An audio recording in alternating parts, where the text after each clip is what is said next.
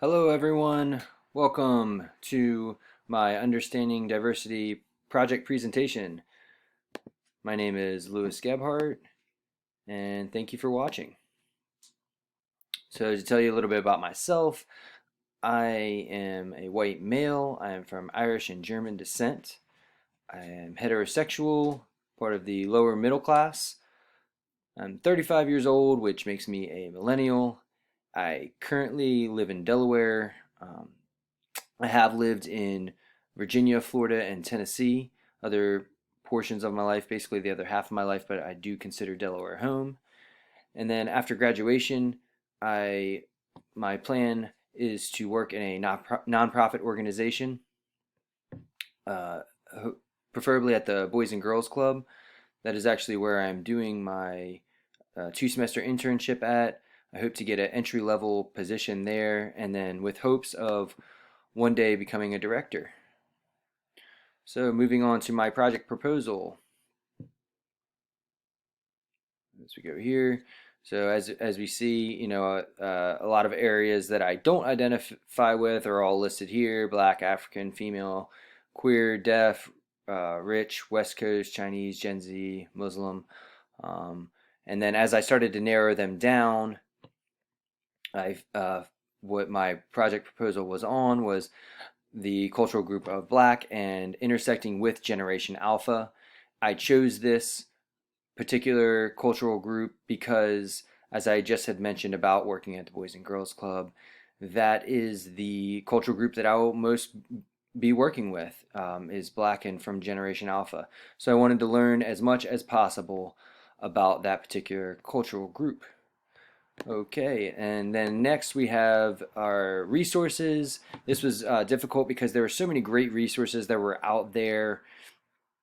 A lot of ones that talked about Generation Alpha, getting to know Generation Alpha, and how they are the great screen generation, how important technology is, learning technology, implementing technology into educating them.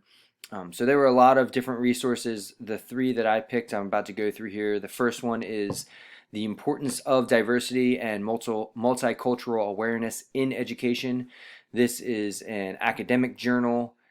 Right here, as I open this up, it discusses many areas of intersectionality. They include race, ethnicity, religion, language, socioeconomic status, sexual orientation, and gender identity. I really loved this resource. It had so much stuff to offer. Why it's important to encourage diversity in schools and workplaces, going through all the different areas of diversity. This was a great resource. The synopsis of it is, like I mentioned, it's from Drexel University. It's created because cultural diversity within the classroom is on an epic rise. Generation Alpha is the most diverse generation ever. Annotation of this is, Drexel University is a very reputable college. They are out of Philadelphia. They connect the cultural ideas represented in this resource through its experiences with enrollment diversity. They are a very diverse college, so they have a lot of experience in that area. And then for the application, this resource helped me learn about the many areas of diversity and why they're important.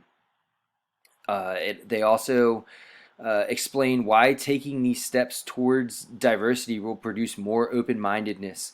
They will produce more confidence and safety, which will eventually lead to more empathetic and more prepared students for their future.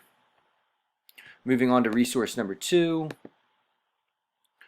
The resource of number 2 is titled Working for Racial Justice as a White Teacher. This was an interview that was done. Open this up here. So the intersectionality that was covered here, it was multiple generational issues and through multiple racial differences. So the synopsis of this article was Christina Rizga is the one who created this resource. She's from the company The Atlantic. It was an interview done of a a very experienced educator by the name of Robert Roth. He was excellent, had really great point of view. The topics that were discussed in this interview were things like the civil rights movement.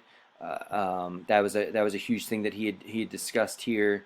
The work that was produced by students in his classes. He even went into kind of specifics of that, how to respond to those students, how to build great relationships with your students was something that I really took from this, and what changes that need to be made in our educational system as it stands today.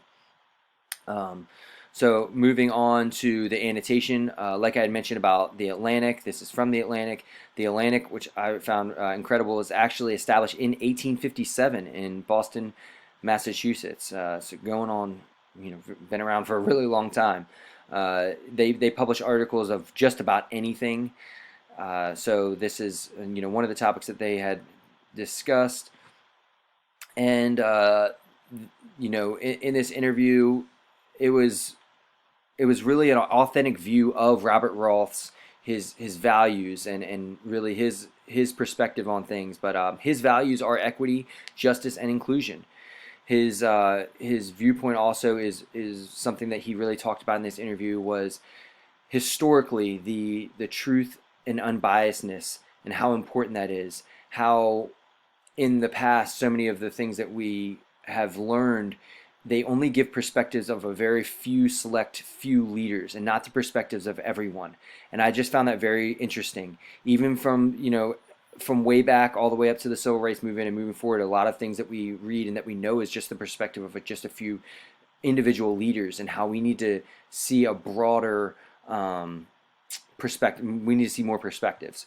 So the application that I took from this is, the textbooks about the civil rights could have delivered more facts and perspectives of everyone. Because of that, I want to broaden my knowledge about our country's history, particularly Black and Brown history. And this resource is helping me understand how to relate to students better. That was a huge one for me.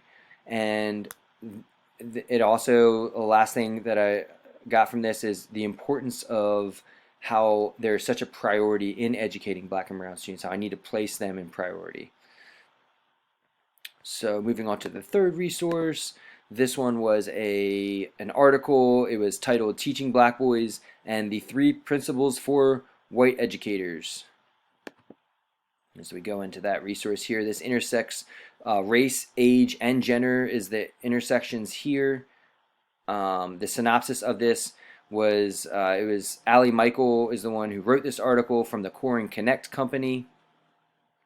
Within it included are the challenges Black boys face as a result of the way American society has portrayed them, the way American society has exhibited them. These types of challenges are things like a deficit perspective, how they don't see themselves in books, they don't see themselves in movies, and how their teachers are all white. Then after that, it leads to the principles of, it provides three different principles for how white educators should apply teaching, and particularly for Black American boys of Generation Alpha. The annotation of this resource is Ali Michael, like I had mentioned. She's the one who wrote it. She's the originator. She is also the co-founder and director of the Race Institute for K through 12 educators. And in this article, it provided for me some rare educational value on a very specific topic and a very specific generation and culture group that I didn't find a whole bunch of information about. So I really appreciated finding this article. And to end annotation, the intended audience for this is white teachers in America. Application for this resource, it's helping me learn more about how I can relate to Black boys in Generation Alpha, which is right up my alley and what I need to be learning. So within that, another way that I will apply it is I will search myself for any biases that I place. Always be looking for that. And then I will do everything I can to grow my connection, grow my relationships with them in hopes to make a lasting impact.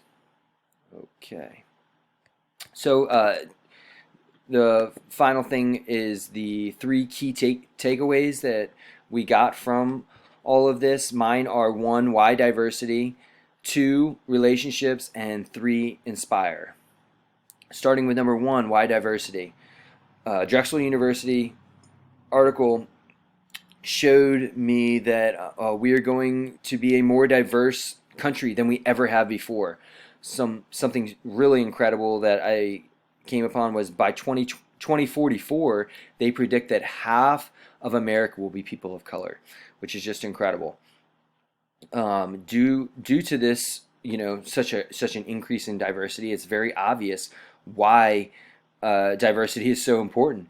Why educators must adapt and implement culturally responsive instruction within the classroom. So, and then why diversity from an ethics perspective, from a moral perspective.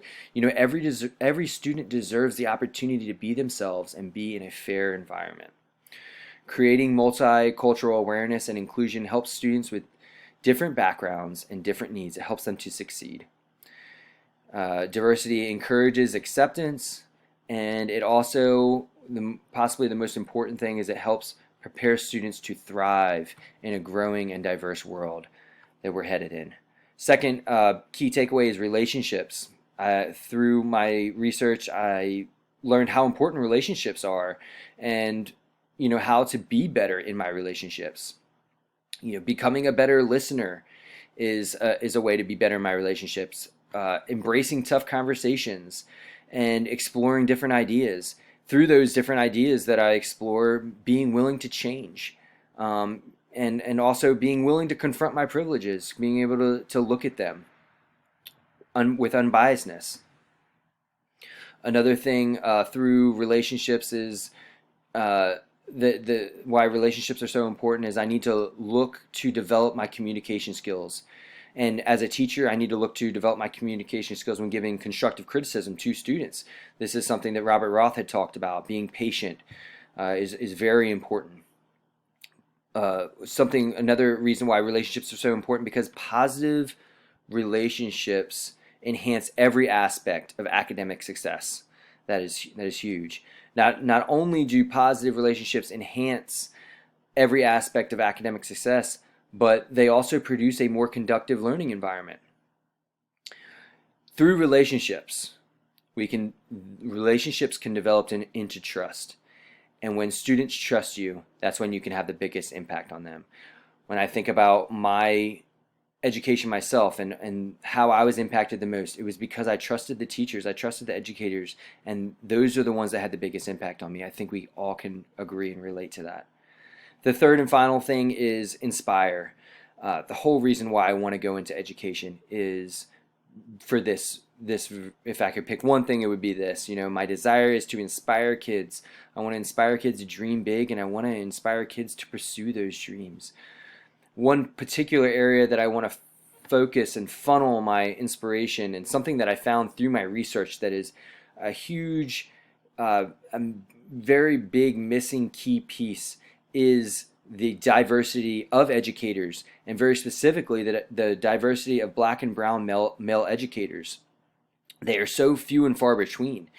So something that I really want to focus my attention to is trying to inspire young black and brown boys to go into education and inspire them to realize the change that they can make in the generations to come.